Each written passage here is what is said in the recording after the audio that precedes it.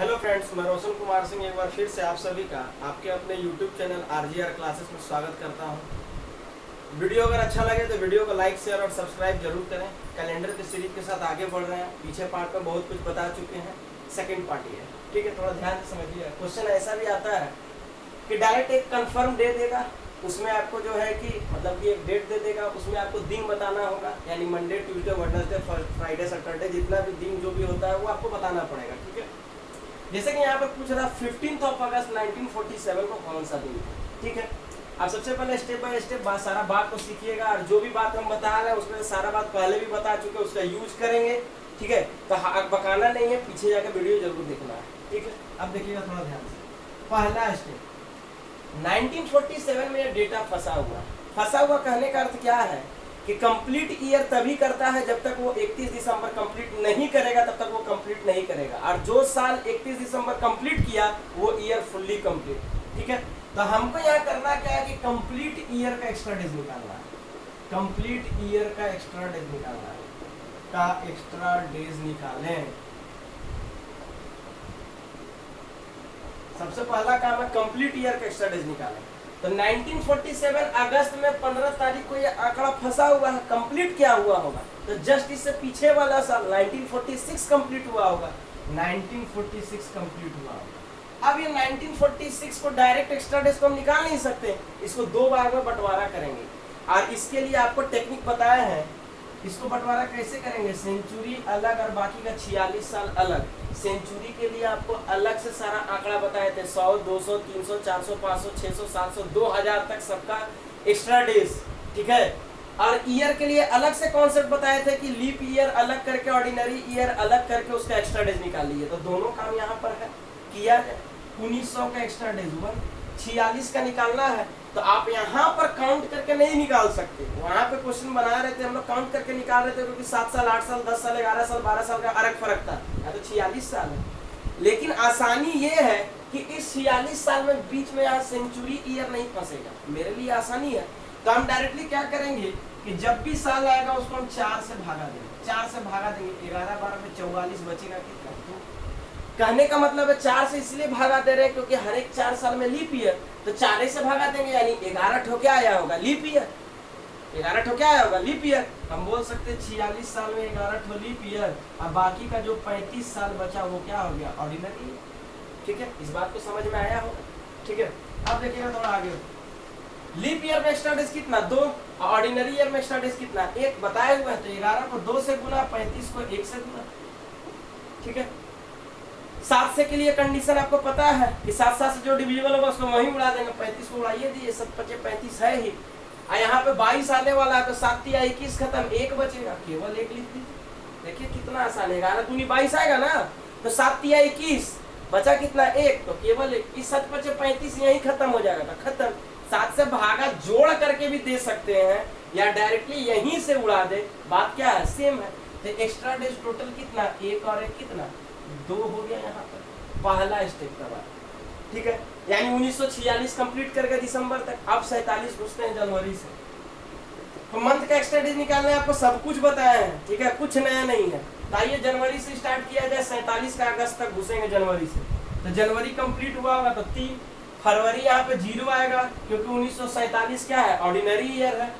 उसके बाद मार्च 3, अप्रैल 2, मई 3, जून 2, जुलाई 3, अगस्त में 3 नहीं लिख देना है क्योंकि ये कंप्लीट नहीं हुआ है, क्योंकि ये कंप्लीट होगा 31 तब है ना, 7 से भागा दीजिएगा, ये 15 में है, 7 से भागा देंगे तो क्या बचेगा, 1।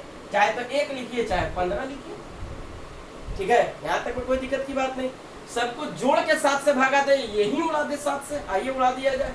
7 दूनी 14 खत्म, यहाँ 1 बचा, 3 और 1 4, 2 6, 1 7, 2 बचा, 2 2 4 3 7, कितना बचा, 3 बचा, यानी एक्स्ट्रा डेज यहाँ कितना बचा, 3। यानी टोटल हम पहुंच गए सन 1 का। देखिए सेंचुरी पकड़ने का अर्थ क्या होता है कि सन 1 का जो 1 जनवरी था वहां से लेकर डायरेक्ट हम 1900 का 31 दिसंबर तक फाइनल एक्स्ट्रा डेज निकाले तो क्या आया, 1। यही है इसका मेन कॉन्सेप्ट, ठीक है।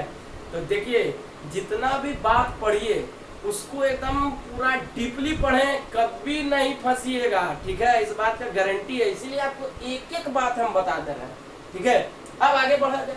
अब जो भी मेरे पास दोनों में एक्स्ट्रा डेज आया, आप दोनों को जोड़ दें, क्योंकि हम तो 15 अगस्त तक पहुंचिए गए हैं। तीसरा स्टेप में देखिए क्या करना है कि 2 और 3 दोनों को आप क्या कीजिए, जोड़ दीजिए। 5 यहाँ 7 से भागा देने का कोई जरूरत नहीं है, क्योंकि 7 से तो छोटा है। जब 7 से बड़ा रहता है तभी 7 से भागा देके एक्स्ट्रा डेज निकालते हैं, छोटा है तो कोई फर्क नहीं पड़ने वाला। अब देखिए कि जब आपको दिन मेंशन ना हो, आपको डायरेक्ट दिन निकालना हो, तो हमेशा सप्ताह का पहला दिन कहाँ से स्टार्ट करें, मंडे से।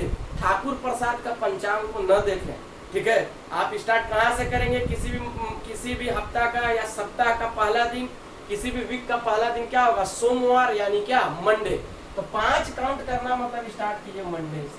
पहला दिन मंडे, दूसरा दिन ट्यूसडे, तीसरा वेडनेसडे, चौथा थर्सडे और 5वां क्या, फ्राइडे। 5 दिन हमको काउंटे करना था, यानी फ्राइडे जो है कि ये होगा आंसर। 15 अगस्त 1947 का दिन कौन सा था, शुक्रवार, ठीक है। तो कोई दिक्कत की बात नहीं, और क्वेश्चन इसमें लेकर चलते हैं, और ज्यादा मजा आएगा। देखिए ये बेसिक आपको हम समझा दिया, थोड़ा सा इसको कॉपी में जो है कि आप उतार लें, समझ के सही ढंग से वीडियो को आगे पीछे करके, ठीक है। अब थोड़ा सा इसको हम फास्टली लेके चलेंगे, थोड़ा ध्यान से समझिए। मान लीजिए एक क्वेश्चन और लेकर चलता है। क्वेश्चन है 26 जनवरी, ठीक है, 26 जनवरी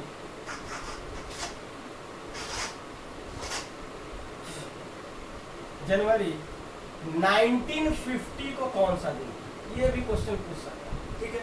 26 जनवरी 1950 को कौन सा दिन था।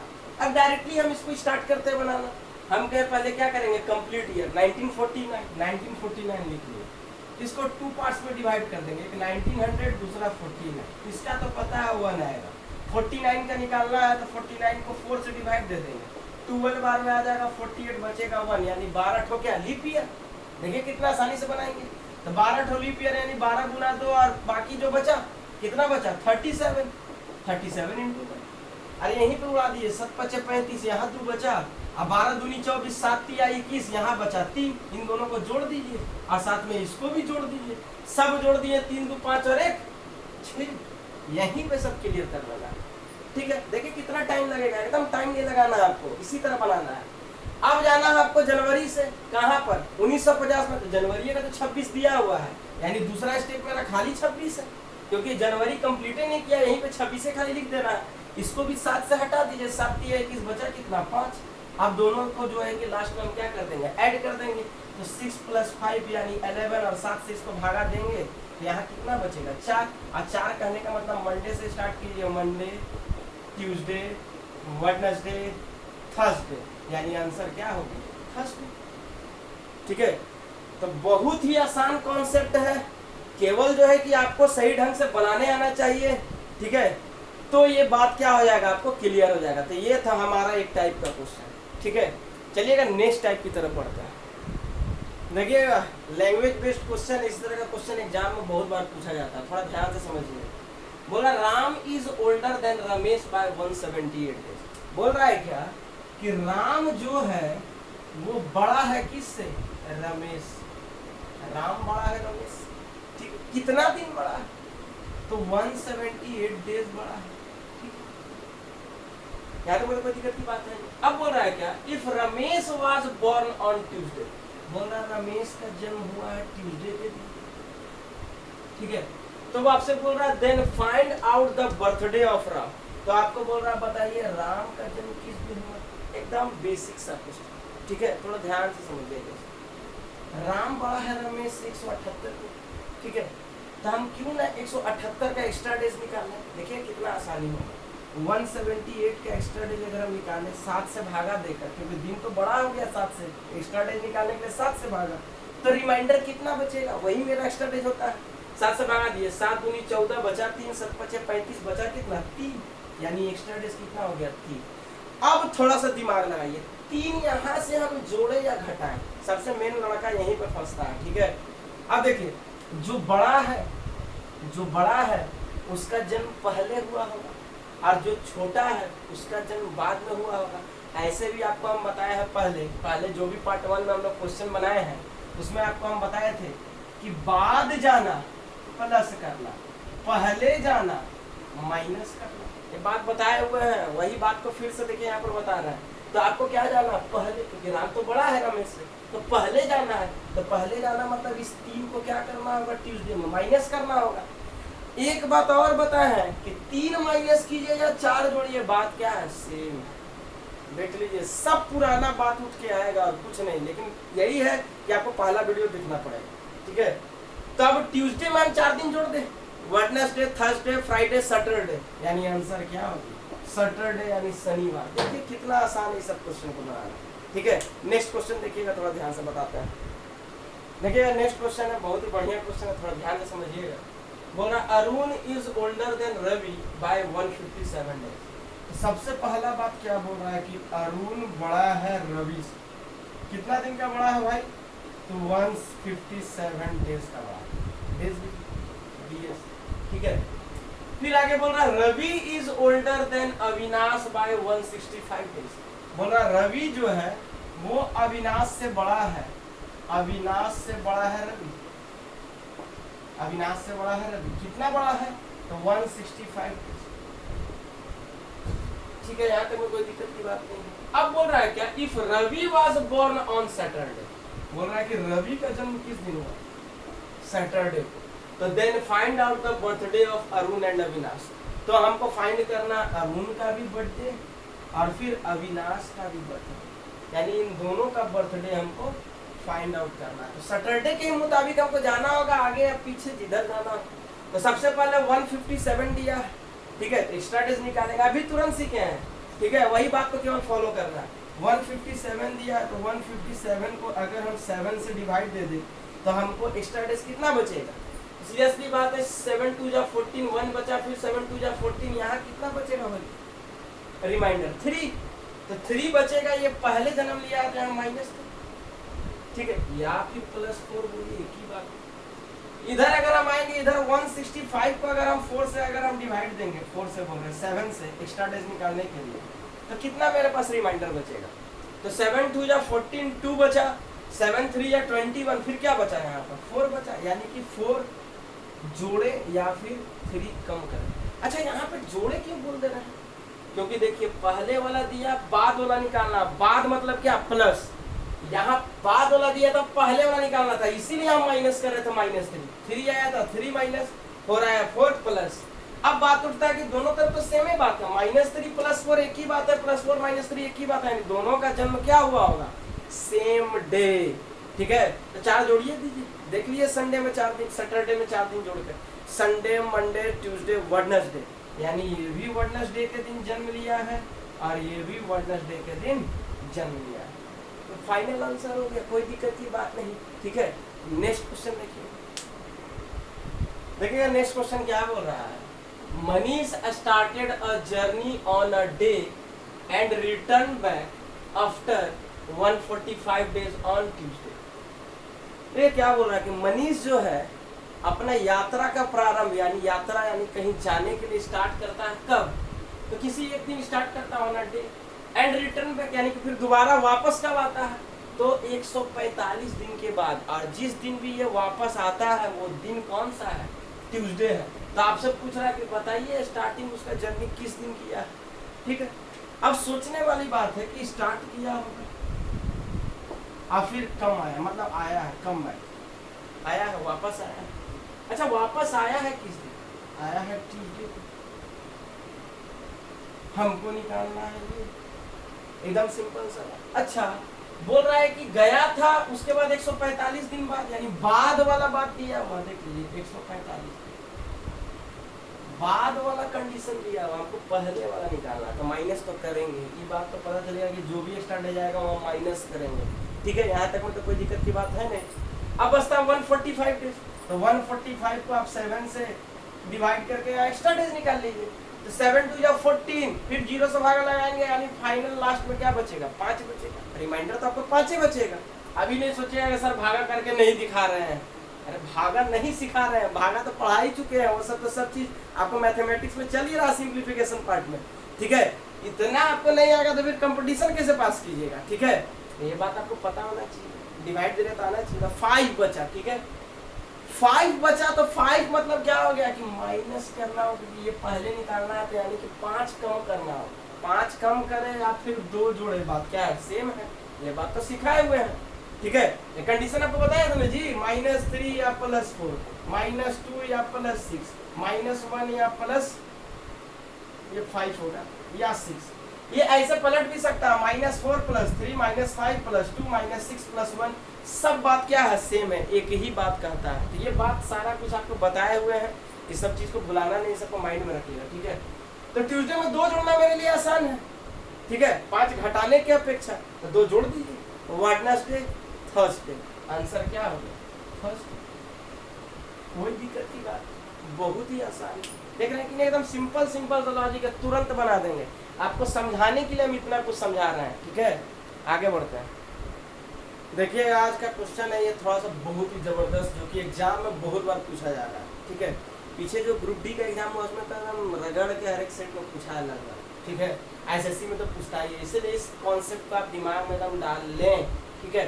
थोड़ा ध्यान से समझिए क्वेश्चन क्या बोल रहा है। When was the calendar of the year 1993 repeated. Repeat calendar का क्वेश्चन है, यानी कि 1993 का जो कैलेंडर है दोबारा कब से रिपीट करेगा। दोबारा रिपीट करने का मतलब क्या है कि उस कैलेंडर को अगर 1993 में अगर यूज किए थे तो इस साल फिर से यूज कर सकते हैं, ठीक है।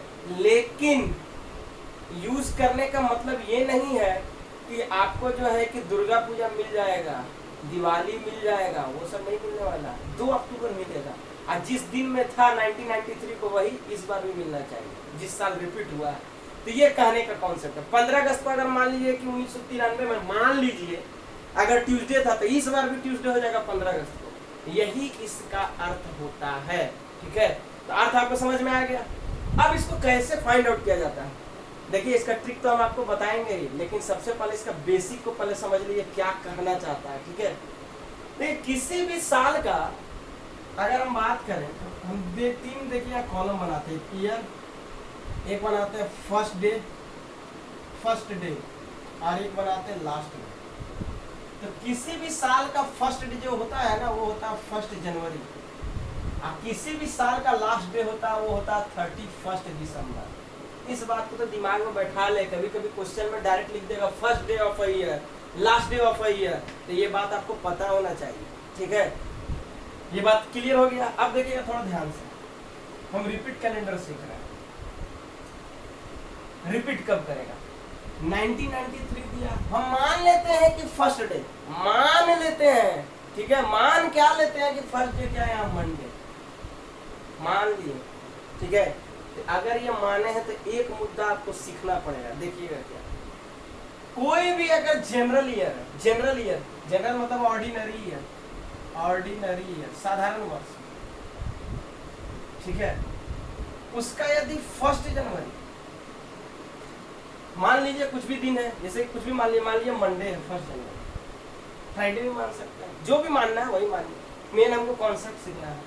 तो 31 दिसंबर भी जानते हैं इसका क्या होगा, ये भी होगा मंडे। ये कॉन्सेप्ट किसमें काम करेगा, तो केवल ऑर्डिनरी ईयर में। ऑर्डिनरी ईयर में यही होता है, पहला दिन और अंतिम दिन दोनों सेम होता है, सेम डे, ठीक है। उसी तरह अगर हम बात करें लीप ईयर में,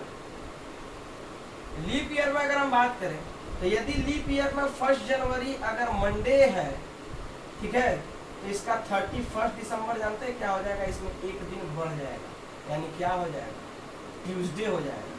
तो इस बात को भी दिमाग में आपको रखना है। तो ऑर्डिनरी ईयर में फर्स्ट और लास्ट दिन सेम डे, और लीप ईयर में फर्स्ट और लास्ट दिन, तो लास्ट दिन फर्स्ट दिन से एक ज्यादा होगा, ठीक है। तो ये बात क्लियर है, यहाँ तक में कोई दिक्कत की बात नहीं। इस बात को भी आप साइड में उतार लेंगे, अपने कॉपी में सारा बात नोट होना चाहिए, क्योंकि एक भी चीज छूटा तो फिर क्वेश्चन बनाने में आपको दिक्कत होगा, क्योंकि एग्जाम में क्वेश्चन कहाँ से पूछता है इसका कोई गारंटी नहीं है, ठीक है। बेसिक कहाँ से बना देगा, क्योंकि अब नया पैटर्न है, नया एग्जाम है, पुराना समय चला गया, ठीक है। पुराने दौर के साथ अगर जिएगा तो फिर नहीं जी पाइएगा, एग्जाम नहीं निकलेगा। नए दौर के साथ आपको चलना पड़ेगा, हर एक बात आपको पता होना चाहिए, ठीक है। तो हम बोल सकते हैं ये कौन सा ईयर है, ऑर्डिनरी ईयर। ऑर्डिनरी ईयर में क्या होता है, फर्स्ट और लास्ट डे सेम होता है, तो ये मंडे है तो ये भी क्या हो जाएगा, मंडे, ठीक है। यहाँ तक कोई दिक्कत की बात नहीं। नेक्स्ट ईयर क्रॉस करते हैं, अब हम जाएंगे 1994 के पास, ठीक है। तो यहाँ मंडे खत्म हुआ है तो यहाँ 1 जनवरी क्या हो जाएगा फिर? ट्यूसडे। ये कौन सा ईयर है? ऑर्डिनरी ईयर है, तो लास्ट डे भी क्या होगा? ट्यूसडे। एकदम आसान। फिर नेक्स्ट ईयर जाता है 1995, ठीक है। ट्यूसडे खत्म हुआ, स्टार्ट कहाँ से होगा? वेडनेसडे। ये कौन सा ईयर है? Ordinary year. खत्म भी क्या करेगा? वेडनेसडे पर, क्योंकि ऑर्डिनरी ईयर में सेम होता है, बार बार बोल रहे हैं, ठीक है। अब 1996 में आएंगे, वेडनेसडे खत्म हुआ, स्टार्ट कहाँ से होगा? थर्सडे। कौन सा ईयर है? तो ये लीप ईयर है। क्यों? क्योंकि 4 से कटेगा, ठीक है। बताया था ना, लीप ईयर निकालने के लिए पूरा कॉन्सेप्ट बताए हैं, ठीक है। तो सबको देखिएगा ध्यान से, बुलाएंगे तो फिर से देखिएगा, ठीक है। तो खत्म हुआ, स्टार्ट हुआ थर्सडे में, एक दिन बढ़ के खत्म होगा। यानी कब खत्म होगा? फ्राइडे, ठीक है। फिर नेक्स्ट ईयर जाता है 1997, फ्राइडे खत्म हुआ, स्टार्ट कहाँ से होगा? ये साल सैटरडे। ये कौन सा ईयर है? ऑर्डिनरी। तो खत्म भी कब करेगा? सैटरडे में। फिर अगला नेक्स्ट साल जाएंगे किस में? 1998, खत्म हुआ सैटरडे में, स्टार्ट कहाँ से होगा? संडे में। कौन सा ईयर है? ऑर्डिनरी। तो खत्म भी क्या करेगा? संडे में। अब नेक्स्ट ईयर जाएंगे 1999, ठीक है। 1999 जा रहे हैं, संडे खत्म हुआ, स्टार्ट कहाँ से होगा? मंडे से। कौन सा ईयर है? Ordinary year. तो फिर खत्म भी क्या होगा? मंडे पर। यही चीज हम आपको समझाना चाह रहे थे, थोड़ा गौर से देखिए, ठीक है। यही चीज हम आपको समझाना चाह रहे थे कि आखिर फाइनली रिपीट कैलेंडर होता क्या है, ठीक है। तो जिस साल का पहला दिन और अंतिम दिन, जिस साल में मैच कराना चाहते हैं, अगर उसका पहला दिन और अंतिम दिन दोनों अगर मैच कर गया, ये दोनों तो सेम है क्योंकि ये ऑर्डिनरी था, तो ऑर्डिनरी ये साल में मैच करेगा तो सेम सेम तो होबे करेगा, ठीक है। लीप वाला रहता तो यहाँ एक एक्स्ट्रा यहाँ पे रहता, तो वहां पर भी, लेकिन ये दोनों पहला और अंतिम दिन क्या हो जाता? सेम। जब तक सेम नहीं होगा तब तक वो रिपीट कैलेंडर नहीं होगा। सेम हो गया मतलब वो साल क्या हो गया? आपस में दोनों ईयर आपस में रिपीट है, यानी कि 93 से जो अगला आएगा वो रिपीट करेगा। वो कौन सा ईयर हो जाएगा? तो आंसर बनेगा 1999, ठीक है। तो बहुत ही आसान सा पैटर्न था, आपको कॉन्सेप्ट समझा दिए, लेकिन हम बोले क्या कि इसको एग्जाम में इस तरह नहीं बनाना है। एग्जाम में जिस तरह बनाना है उसका ट्रिक सीखिए, थोड़ा ध्यान से समझिएगा। जो ट्रिक आपको बता रहे हैं उसको थोड़ा ध्यान से सीखिए।